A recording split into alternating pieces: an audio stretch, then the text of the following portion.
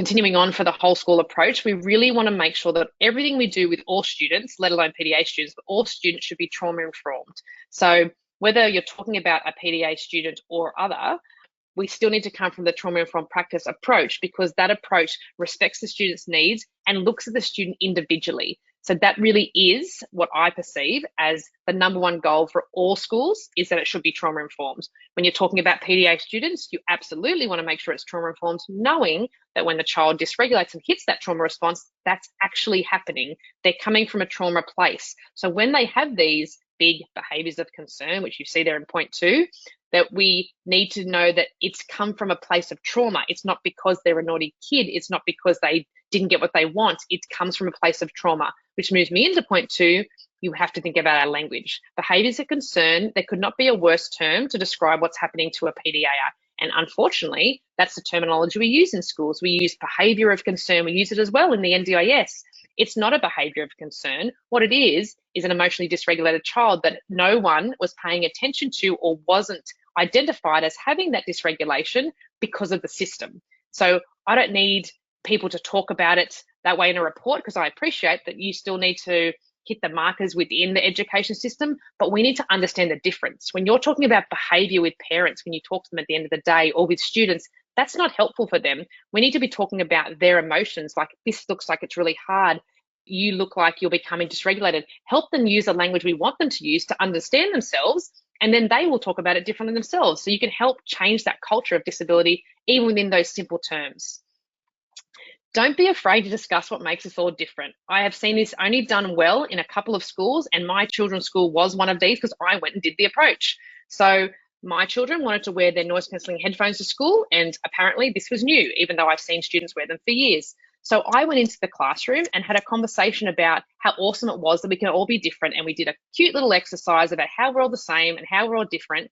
And this is just a group of kids who knew that some kids have autism and they don't even blink at it. So we need to stop making the difference the big thing. So if you have students who are very emotionally and physically dysregulated during class, talk about it as a group. Don't make it some scared thing that kids can't discuss, like it's, when the child starts going off, everyone move out of the space.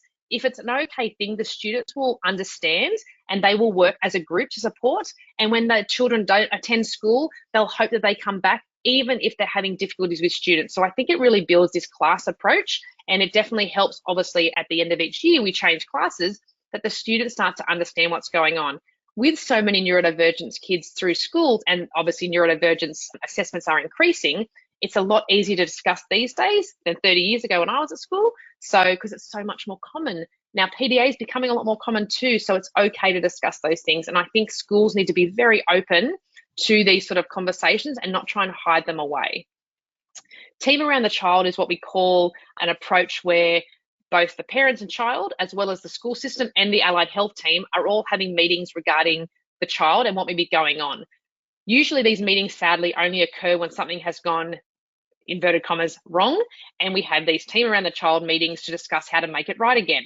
But it's for consistency, the idea is that these meetings should happen every term with any child that you feel needs extra support, and PDA children would definitely fall in that category probably, where you're having these team around the children meeting to have hopefully a PDA affirming allied health team support ongoing this child with their school approach. So if that's something that your school has not engaged with, I very highly encourage you to do that, because I get to be part of a lot of those meetings, and it helps the school learn specifics, as well as hearing from the parents about what they want and what they see work at home, and as well as hearing from the child about what they're telling you about what they need. Now, even if you think you're putting everything in place that is working, if the child is not happy, then it's not working. So we really need to be able to listen to every member in that team and understand that's how we actually get this consistent approach. Here is another strategy that we can use in the moment. So I do have a lot of people who say, it's all really good information, but in the moment when the child's going off, inverted commas, I don't know what to do and I didn't remember anything you said. I remembered the pyramid, but it was all too much. So this is one way you can remember something very quickly. So as the child starts to escalate, we want to do what's called validate context autonomy.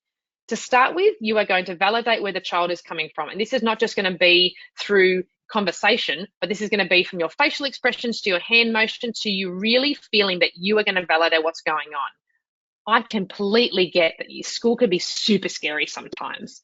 You can hear it in my voice, you can see it in my face, you can see it in my hands, and the child needs to believe that you are on their side. This comes back to equalizing behavior that we spoke about last session. So we need to make sure that you can validate where they're coming from, which takes the choice off your shoulders and gives the choice back to the child. Then you're going to give some context because the PDA brain is working very fast and it's trying to figure out if it wants to do the thing or if it cannot do the thing that you're asking, the demand or the task, because they're escalating. So I get that school's super scary. However, today's Tuesday and at least you've got music today. We love music class, or insert whatever subject the child likes. This is obviously a school example, but in the end, it's still the child's choice. Because if you have an escalating child and you give some context and then be like, so what are you going to choose? That's actually not you giving the child choice at all. That's you getting them to make a decision when they're not ready to. So the context is the part where we give them the information that they can make their own choice. And then the autonomy bit is where we say, but it's still your choice. So if this runs as a scenario, it would run something like, I completely get that it's super scary to go into music class after recess because, recess was super fun playing with our friends. However, they did say that we're going to play on the keyboard today, and we know that's going to be heaps of fun. But it's still your choice if you want to go inside right now or if we need another 10 minutes. So I'm still validating where the child's coming from through the dysregulation I can see, giving context to why it may be an idea to go inside, but still validating that they still have choice. Pushing them into the classroom at this moment is not going to get anything but further dysregulation. Give them the choice and let them make the right choice. Or if they don't choose to go back in for 10 minutes, that's the choice that they should be making because it means they're not ready and you're going to get dysregulation if they go in. The critical reflection balloon is what you do after the fact. So whether it goes wrong or it goes right, you are going to critically reflect on how did you go? How convincing were you in your validation? Obviously, the best way to be convincing is to actually believe what you're doing. So if you truly believe that you understand their trauma response and that's why they're dysregulating, you're going to sell this a lot better than if you don't agree with it.